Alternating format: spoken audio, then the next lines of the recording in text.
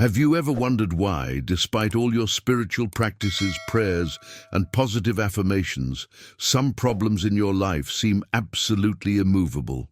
What if everything you've been taught about manifestation, healing, and spiritual growth has actually been reinforcing the very problems you're trying to solve? Today, I'm diving into what might be the most controversial spiritual teaching of the last century. Joel Goldsmith's final revelation that remained hidden for decades. This isn't just another feel-good spiritual message. What you're about to discover might completely transform how you approach every challenge in your life. But before we begin exploring this profound teaching more deeply, please hit the like button and let me know where in the world you're watching from today. It's always fascinating seeing who's joining us from around the world. And if you haven't already, make sure to hit that subscribe button and turn on the notification bell so you don't miss any of our future videos. Has this ever happened to you? You've prayed fervently for healing, visualized abundance with perfect clarity, or meditated diligently for peace, yet the illness persisted, the financial struggle continued, or the inner turmoil remained. According to Goldsmith, there's a profound reason why these spiritual practices sometimes fail us, and it's not what you might think. Stay with me until the end, because this teaching has reportedly produced remarkable results for those brave enough to apply it, dissolving tumors, resolving financial crises, and restoring broken relationships. But I must warn you, it requires abandoning nearly every spiritual concept you've held dear.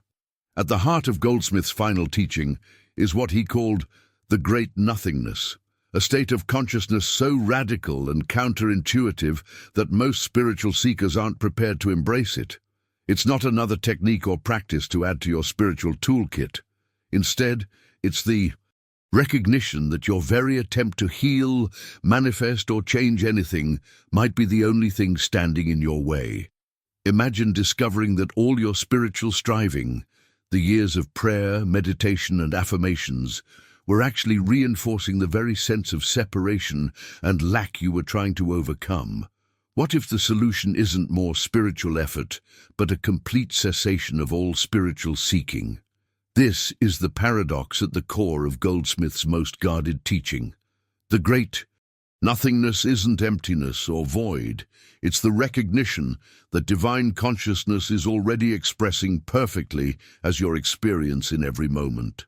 When you truly understand this principle, you stop trying to demonstrate health, abundance, or love, and instead discover they are the very fabric of your being. What you're about to learn challenges everything in the modern spiritual marketplace. It reveals why treating God as a cosmic vending machine, feeding it prayers and expecting miracles, keeps us trapped in cycles of seeming lack and limitation. The transformation Goldsmith discovered doesn't come through effort or practice, but through a profound surrender that Goldsmith himself discovered during the darkest period of his life. If these profound spiritual insights resonate with your journey, hit subscribe now to join our community of seekers exploring the depths of consciousness. Every video is designed to help you recognize the divine perfection that's always been your true nature. Picture this: Joel Goldsmith, a man who had dedicated his entire existence to spiritual truth, suddenly found himself facing complete financial ruin alongside a serious illness that threatened his very survival. In this moment of crisis, he turned to every spiritual practice he had mastered over decades. He prayed fervently, he meditated deeply, he affirmed divine truth repeatedly, and yet nothing changed. His bank account continued to drain, and his body continued to deteriorate. This was his journey into the wilderness, that pivotal moment of reckoning we all face when our cherished beliefs and practices seem to fail us completely. In Goldsmith's case, this crisis became the doorway to his most profound revelation. What happened next represents one of the most radical mindset shifts in modern spiritual history. In a moment of complete exhaustion and surrender, Goldsmith simply stopped. He stopped trying to heal himself. He stopped asking God for help. He stopped believing he had any problems at all that needed solving. This wasn't a new technique or a better affirmation. It was the absolute cessation of all spiritual effort. And in that instant of pure stillness, something extraordinary unfolded. The illness that had plagued him vanished. The financial crisis resolved itself. But the true miracle wasn't in these outer transformations. It was in the hidden truth he glimpsed behind the veil of human experience. Goldsmith realized that there had never been anything wrong in the first place. The problem wasn't the illness or the financial crisis. The problem was his belief that these were problems at all. His suffering came not from his circumstances, but from his resistance to what is. This wasn't positive thinking or denial. It was a fundamental revelation about the nature of reality itself. This insight became his most carefully guarded teaching because it essentially dismantles the entire spiritual marketplace. Think about it. If there's nothing to fix, nothing to improve, nothing to manifest, what becomes of all the books, courses, and techniques designed to help us overcome our problems? If divine consciousness is already expressing perfectly as your experience, what need is there for spiritual striving? Now, I want to go even deeper into why this revelation feels so threatening to our conventional understanding. Most spiritual approaches are built on the premise that something is wrong that needs to be fixed. Whether it's your health, your finances, your relationships, or your inner state. But what if this very premise is the only real problem? When Goldsmith stopped seeing himself as broken, when he stopped trying to demonstrate health instead of illness, abundance instead of lack, or love instead of loneliness, that's when everything shifted. Not because he had finally found the right technique, but because he had discovered there was never anything to fix in the first place. If you're resonating with this profound insight so far, write in the comments, "Nothing to fix," and let me know how this perspective might be shifting your own approach to challenges in your life. Let me share with you what Goldsmith discovered about why most spiritual techniques actually backfire on us in ways we rarely notice. This revelation explains the hidden roadblock in our manifestation journey, and it's far more profound than simply not doing it right. Every time you pray for healing, you're unconsciously affirming the reality of sickness. When you visualize abundance, you're subtly reinforcing your belief in lack. When you affirm love, you're confirming separation. This mental pattern creates what Goldsmith called the trap of spiritual materialism, a mindset where we're essentially using God or universal consciousness as a cosmic vending machine. Think about it. We insert our prayer coins, press the button for the experience we want, then wait expectantly for our demonstration to drop into the tray below. But this approach contains a fundamental misunderstanding that keeps us trapped in cycles of seeking and disappointment. The breakthrough insight that transformed Goldsmith's approach to spirituality was this: divine consciousness doesn't work for you. It works as you. This isn't just semantic wordplay, it's a paradigm shift that dissolves the very foundation of most spiritual seeking. When you truly grasp this principle, you realize there's no separation to bridge, no divine power out there that needs to be accessed, manipulated, or convinced to help you. The infinite intelligence that orchestrates galaxies and grows forests isn't something you need to channel through affirmations or visualizations. It's already expressing itself perfectly as your very existence. This revelation completely transforms how we approach every aspect of life. The moment you stop trying to demonstrate health, abundance, or harmony, they naturally express as your experience. Not because you finally found the right manifestation technique, but because these qualities are the very fabric of your being. They're not achievements to attain, but your inherent nature to recognize.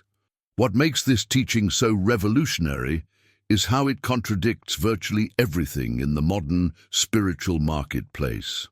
Most approaches teach us to overcome limitations through various techniques, whether it's meditation, affirmation, visualization, or energy work. But what if these very practices, however well-intentioned, are actually reinforcing the sense of separation they claim to heal? Goldsmith's approach invites us to consider a radical alternative. Instead of doing more to become whole, what if we simply stopped believing in our brokenness? Instead of working harder to demonstrate abundance, what if we recognized that lack is merely a concept with no reality in divine consciousness? Ready to go deeper into Goldsmith's revolutionary teachings? Subscribe now to access more content that challenges conventional spiritual thinking and reveals the freedom that comes when you recognize what you've always been. This isn't spiritual bypassing or denial. It's not about ignoring practical challenges or refusing to take appropriate action. It's about addressing the root cause of all apparent problems, the belief in separation from our divine source.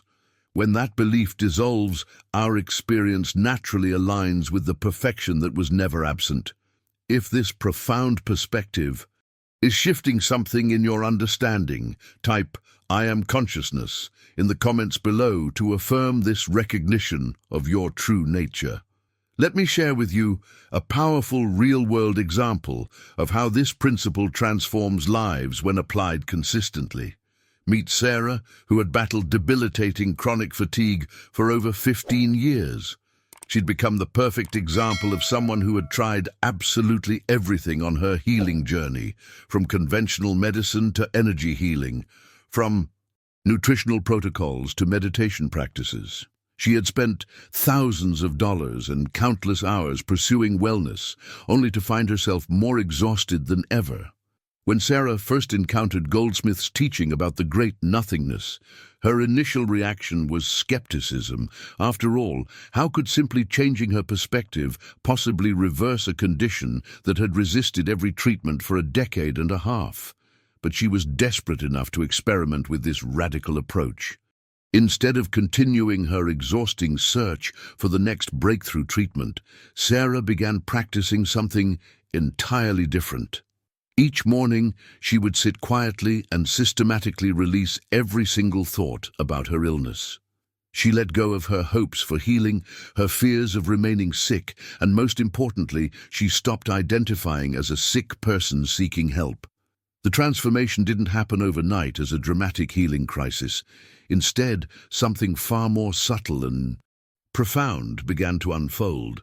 She noticed a deep peace emerging, not the resolution of symptoms she had been seeking, but a fundamental shift in her relationship with her experience. She stopped monitoring her energy levels and simply began living fully, regardless of how her body felt in any given moment. Here's where the revelation appears.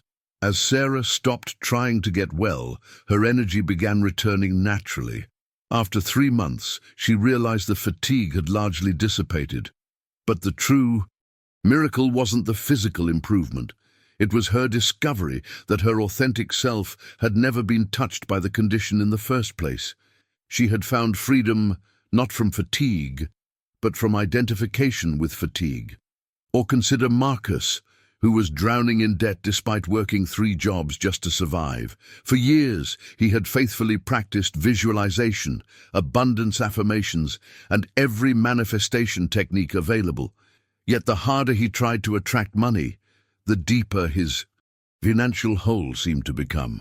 When Marcus first heard about Goldsmith's approach, it made absolutely no sense to him. Stop trying to demonstrate supply? Stop seeing himself as poor? How could that possibly help someone facing eviction and creditor calls? But with nothing left to lose, he committed to this counterintuitive experiment. Each morning, Marcus released every thought about money, bills, and financial security. Instead of affirming abundance, he practiced recognizing that his true nature lacked nothing. He stopped identifying as someone who needed more money. The mindset shift was subtle but radical, and the results were astonishing. New opportunities began appearing without his striving for them. People offered help without being asked. Within 6 months, his financial situation had completely reversed, not through struggle, but through the natural flow of good that emerges when we stop blocking it with our beliefs in lack. If you've experienced a similar revelation in any area of your life where surrender brought what struggle couldn't achieve, write "surrender worked" in the comments below. The power of this approach becomes even more evident when we look at how it transforms our most intimate relationships. Consider Linda, whose 25-year marriage was crumbling into what seemed like an inevitable bitter divorce. She and her husband had tried everything: marriage counseling, communication workshops, prayer treatments, yet nothing seemed capable of bridging the growing chasm between them. Her husband had already moved out and filed divorce papers. Most relationship experts would advise Linda to either fight harder to save her marriage or to accept its end and move forward. But when she discovered Goldsmith's teaching about the great nothingness, she chose a radically different path through her heartbreak. Instead of praying for reconciliation or trying to change her husband, Linda began a profound inner practice. Each day, she systematically released every thought about the relationship, every hope for reunion, every fear of abandonment, every memory of betrayal. At first, this felt like giving up, like surrendering to failure. After all, isn't love worth fighting for? But Linda persisted in this counterintuitive approach. She stopped seeing herself as an abandoned wife and stopped identifying her husband as the enemy. She practiced recognizing the perfect spiritual beings that both of them truly were beneath all the human drama and painful history. What happened next defies conventional relationship wisdom. Within just 2 months, her husband called her, deeply confused by a sudden and inexplicable shift in his feelings. The anger that had consumed him had somehow dissolved. His desire for divorce had mysteriously vanished. They reunited, not as the same broken couple trying again with the same dynamics, but as two people who had rediscovered their authentic identity beyond their roles and grievances. When we look closely at Sarah's healing, Marcus's financial breakthrough, and Linda's restored marriage, a profound pattern emerges. The hidden mechanism behind all genuine transformation. These remarkable life changes share one essential common element: the complete cessation of human effort. When Sarah stopped trying to heal, healing happened naturally. When Marcus stopped chasing money, abundance began flowing effortlessly. When Linda stopped fighting to save her marriage, love returned on its own accord. This pattern reveals a revolutionary principle that turns our achievement-oriented culture on its head. Divine consciousness can only operate freely in the absence of human interference. Your struggling, seeking and striving, however well-intentioned, may actually be preventing the very experiences you desire. The moment you stop trying to be spiritual, you discover you already are. The moment you stop seeking God, you realize God is seeking through you. The instant you stop trying to fix what seems broken, you recognize nothing was ever broken in the first place. This isn't magical thinking or passive resignation. It's the recognition that the intelligence that orchestrates galaxies and grows forests doesn't need your help to perfect your experience. It only needs your willingness to get out of the way. If you've noticed how your breakthroughs often come precisely when you stop forcing them, share your insight by commenting, "Surrender is strength," below. Now I want to explore an even more profound dimension of Goldsmith's teaching, what he referred to as divine indifference. This term often creates misunderstanding because it sounds like cold detachment or apathy, but the revelation behind it represents perhaps the most liberating mindset shift in spiritual evolution. Divine indifference isn't about not caring. It's the profound recognition that your true self, your essential being, remains completely untouched by any human experience, whether positive or negative. It's freedom from the exhausting emotional roller coaster of spiritual seeking, where we celebrate healings, mourn setbacks, feel blessed when things go well, and punished when they don't. Imagine the profound relief of no longer being at the mercy of life's apparent ups and downs, not because you've numbed yourself to experience, but because you've discovered something more fundamental than all experiences: the unchanging awareness that observes all of life without being affected by any of it. When you begin embodying this state of consciousness, something remarkable happens.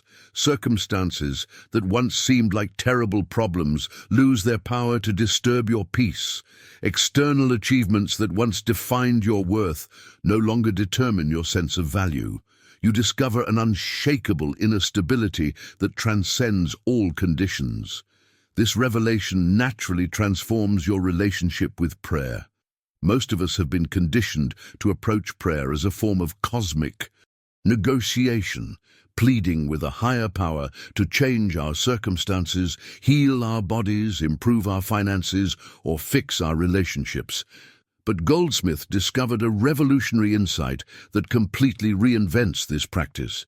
He taught that consciousness is the only power in existence, but not personal consciousness. Rather, divine consciousness expressing itself as individual awareness. When you truly grasp this principle, prayer shifts from asking God to change circumstances to simply resting in the recognition that perfect consciousness is already expressing itself as your experience right now. This might sound like passive acceptance of negative conditions, but it's actually the most powerful stance you can take. There's nothing to fix, because consciousness doesn't make mistakes. Every seeming problem is actually divine intelligence appearing in a form you don't yet recognize or understand. The same infinite wisdom that orchestrates the cosmos and sustains all life is expressing with equal perfection in your individual experience. The transformation happens in your perception, not in external conditions. When you stop seeing circumstances as problems to be solved and start recognizing them as perfect expressions of consciousness that you don't yet fully comprehend, everything shifts. Not because the conditions necessarily change, although they often do, but because your relationship to them fundamentally transforms. The practice becomes one of deep listening, rather than desperate asking. Instead of telling God what needs to be fixed, you open yourself to receive the wisdom that reveals the perfection already present. This is what Jesus meant by, "It is done unto you as you believe." Not that belief creates reality, but that it determines what aspect of reality you're capable of perceiving. If this revolutionary approach to prayer resonates with your inner knowing, share your insight by commenting, "Consciousness is the only power," below. The journey to spiritual mastery involves developing what Goldsmith called spiritual discernment, a refined ability to distinguish between divine ideas and human concepts. This discernment is like developing an entirely new sense organ that allows you to perceive reality beyond appearances. Consider this revolutionary insight. Most of what we call problems are simply human interpretations of perfect divine activity that we don't yet understand. Sickness isn't divine consciousness expressing as illness. It's human consciousness misinterpreting divine activity as disease. Lack isn't God withholding good. It's human perception failing to recognize the abundance that's eternally present. This perspective completely transforms how we navigate life's challenges. When you develop spiritual discernment, you stop reacting to appearances and begin recognizing the divine reality behind every experience. A financial setback becomes redirection toward greater good. A relationship challenge becomes an invitation to deeper understanding of your true nature. An illness becomes an opportunity to discover your untouchable spiritual identity. This isn't spiritual bypassing or denial. It doesn't mean ignoring practical realities or refusing appropriate action. Rather, it means seeing through the human appearance to the divine activity that's actually taking place. Every challenge becomes a doorway to deeper spiritual understanding rather than an obstacle to overcome. The revelation becomes even more profound when we explore Goldsmith's teaching on conscious union, the continuous recognition of your oneness with infinite consciousness in every moment. This isn't a meditation technique or visualization exercise. It's a fundamental shift in how you navigate daily life. Throughout your day, instead of identifying as a person having experiences, you recognize yourself as consciousness itself, expressing as individual awareness. You're not someone who has consciousness. You are consciousness appearing as someone. This subtle distinction creates a radical transformation in every aspect of life. When you live from this recognition, problems can't exist because consciousness doesn't have problems. Needs disappear because consciousness lacks nothing. Fear vanishes because consciousness cannot be threatened by anything it creates. This shift in identity isn't something you achieve, it's something you remember. The practice involves moment-by-moment recognition. I am not Sarah who is tired. I'm consciousness expressing as perfect energy. I'm not Marcus who needs money. I'm consciousness expressing as infinite supply. I'm not Linda seeking love. I'm love itself. This revolution in identity transcends every spiritual practice because it's not about doing anything. It's about recognizing what you already are. It's not about becoming more spiritual through effort or discipline. It's about remembering the spiritual being you've always been beneath the human disguise. When you truly embody this understanding, your entire relationship with life transforms. You no longer operate from a sense of lack-seeking fulfillment. You move through the world as the presence of fulfillment itself, expressing uniquely as your individual being. If you've experienced moments where you glimpsed this truth, where you felt completely one with all of life, beyond all separation, share your awakening by commenting, "I am consciousness" below. Of course, when we encounter teachings this profound, a natural question arises. What happens when this approach doesn't seem to work? When you practice the great nothingness and problems persist? When divine indifference feels like spiritual bypassing rather than authentic freedom? When conscious union seems more like self-deception than genuine recognition? Goldsmith was refreshingly honest about these challenges. The human mind has been deeply conditioned for decades to believe in separation, problems, and solutions. Years of spiritual materialism, using practices to get something, don't simply disappear overnight. The ego will fiercely resist this teaching precisely because it threatens its very existence. The pathway through this resistance isn't trying harder or becoming more disciplined in your practice. The key is persistence without attachment to results. You embrace these principles not to get anything, not healing, abundance, or even peace, but because they reveal what you already are. This distinction completely transforms your approach. Some days will feel like profound breakthroughs where you glimpse your true nature with crystal clarity. Other days will feel like complete failure where you're caught in the same old patterns of fear, lack, and limitation.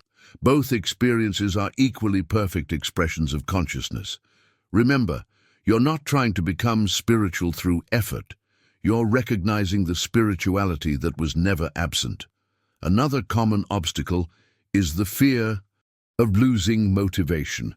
If you stop trying to improve your life, won't everything fall apart?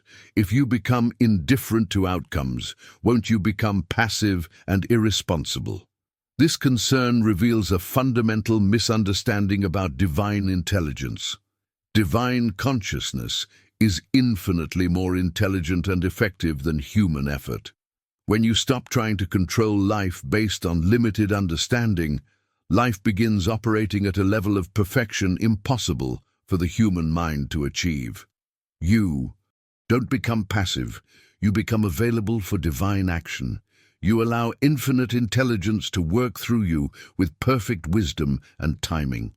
The most beautiful revelation emerges after years of living these principles. What Goldsmith called the natural state begins to manifest in your experience. You no longer think of yourself as someone who practices spiritual principles. You simply live naturally from spiritual identity. The great nothingness becomes your default dwelling place. Divine indifference becomes your automatic response.